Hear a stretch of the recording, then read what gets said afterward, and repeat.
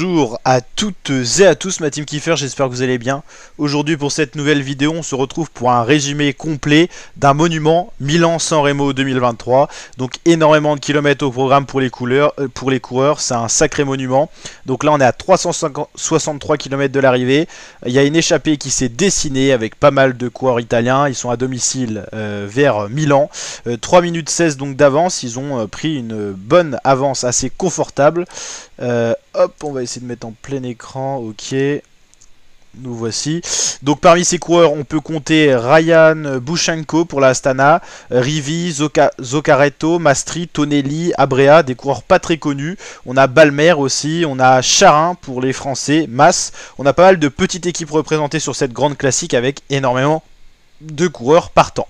Là on est à 60 km de l'arrivée, toujours une échappée, la physionomie de course n'a pas changé, ils vont se faire reprendre à 28 km de l'arrivée, on arrive dans les kilomètres les plus intéressants, c'est là où il y a les bosses finales, où normalement on devrait avoir la fin de course qui va se dessiner, on retrouve les mêmes coureurs à l'avant, et ça y est, on a un peloton groupé, les échappés se sont fait reprendre, on a encore un peloton conséquent, mais là on va attaquer les vallons, c'est-à-dire les côtes, qui vont certainement faire du tri si des équipes mènent du tempo. C'est Ineos qui prend en main le peloton. Ineos qui roule très certainement pour Filippo Ganna qui s'est annoncé comme leader de la course pour Milan-San Remo. On retrouve à nouveau la Lotto Soudal qui roule, donc pas mal de coureurs se font lâcher, l'écrémage normal donc du peloton. Personne prend de responsabilité, on voit Pogacar très bien placé à l'avant du peloton, mais personne ne roule réellement. Mats Pedersen pour les Trek, le leader isolé à l'avant. On retrouve Nelson Powlais pour la IF Education First, tous les coureurs qui ont été bons en début de saison tout simplement. Ça y est, la UAE se remet à l'avant. Pour entourer Pogacar, on a Kovi qui se sacrifie pour l'équipe UAE. Une équipe UAE qui a une belle start list. Kovi, Ulissi, Trentin, Velens, Großschartner, Novak. Là c'est Diego Ulissi. Dans la roue on a Kovi, on a Pogacar et Matteo Trentin juste derrière. Là on a Großschartner qui s'est rajouté au pack de 5. Donc voilà l'équipe UAE qui met le tempo à 16 km de l'arrivée. On retrouve aussi Christophe Laporte qui accompagne Wout van Aert. Dans les favoris, on a Mathieu Van Der Poel qui est entouré d'un équipier. Julien Alaphilippe est un peu plus loin, non il est là. Julien Alaphilippe. On retrouve Arnaud Démare pour la FDJ, voilà parmi les favoris du jour. On a surtout Van Der Poel, Van Aert, Pogacar, ça c'est les principaux favoris de la journée. Anthony Turgis aussi pour la Total Energy qui est bien placé. Et Ineos reprend en main pour Filippo Ganna qui a l'air donc en forme. L'équipe Bahreïn prend les rênes du peloton en main. L'équipe Bahreïn autour de Matej Moric et de Damiano Caruso qui prennent donc le peloton en main. Il roule très très fort dans le Poggio, dernière ascension du jour, la descente sera très importante, descente assez technique. Les Bahreïn qui mettent donc le tempo, le peloton s'écrème, là on n'a plus qu'une trentaine, quarantaine de coureurs encore présents. Les Français pas très bien placés. Là on a une attaque de Tim Wellens avec dans sa roue Pogacar pour la UAE, deux coureurs de la même team. Donc là ils ont lancé, donc ça étire tout le peloton.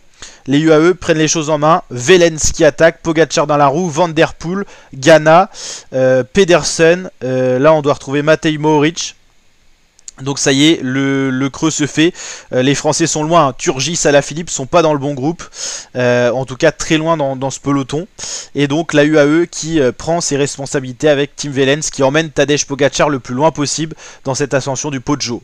Van Der Poel, Ganna, Pedersen, Mohoric sont là également dans la roue. Là on a Matteo Trentin qui va faire un coup de génie pour la UAE. Il va créer la cassure, il va plus rouler. Et ça y est, la grappe des coureurs qui vont pouvoir se jouer la gagne se sont détachés. Aucun Français parmi cette grappe malheureusement.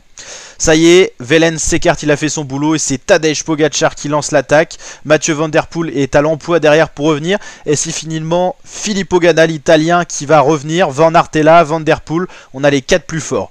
Pogacar, Ganna, Van Aert, Van Der Poel qui vont donc se jouer la victoire d'étape à 6 km de l'arrivée. Ils basculent en descente et ça y est, ça va jouer à la descente. Van Der Poel a l'air dressé sur les pédales pour attaquer. Ça y est, il vient de contrer pour basculer dans la descente. Ça se regarde un peu dans le trio, mais Van Der Poel a fait le creux à 5 km de l'arrivée. Il a 5 secondes d'avance. C'est Van Aert qui roule derrière.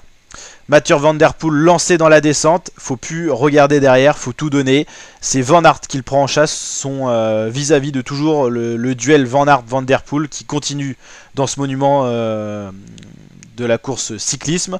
La descente est finie, il reste 2 km de plaine. On sait qu'il y a des sacrés moteurs derrière. Van Aert, Pogacar, Ghana, mais ça paraît bien parti pour Van Der Poel qui a gagné une seconde dans la descente.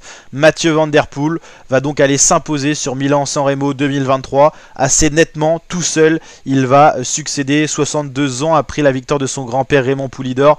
Mathieu Van Der Poel s'impose donc sur ce monument. Filippo Ganna fait une très belle place de deuxième, Van Aert troisième et Pogacar la mauvaise place, on va dire quatrième. Ensuite on retrouve d'autres coureurs, Philipsen certainement, on va aller voir le podium.